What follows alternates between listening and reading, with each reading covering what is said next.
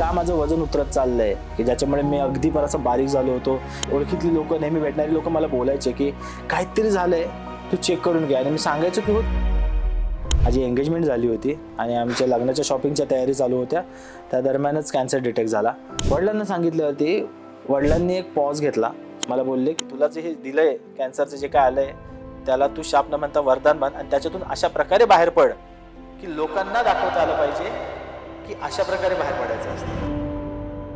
म्हणजे जेव्हा हॉस्पिटलने माझ्यावर काम केलं, सर्जरी केली किंवा ट्रीटमेंट केली, त्यांनी तो ठेवला होता जपून.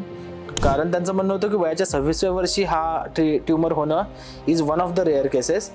कारण कुठल्याही मराठी नाटकाचे माहिती 3 घंटा असतात, वाचतात ना. तर मी बोलताना बोलतो की माझी पहिली घंटा तर वाजली आहे, आता मी पुढच्या 2 घंटांसाठी थांबत तर बसणार नाही आहे. जे काय राहिले त्या हिशोबाने करतो आणि त्याच्यानुसारच मी आत्तापर्यंत सुद्धा एवढा जगत आलो आहे. आणि त्या दरम्यान सुद्धा तसाच जगलो. त्याच्याने फार फरक पडला.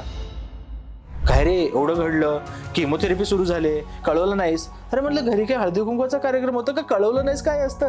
झालं आता कळलंय, येता येता या भेटायला, नाही तर इट्स ओके.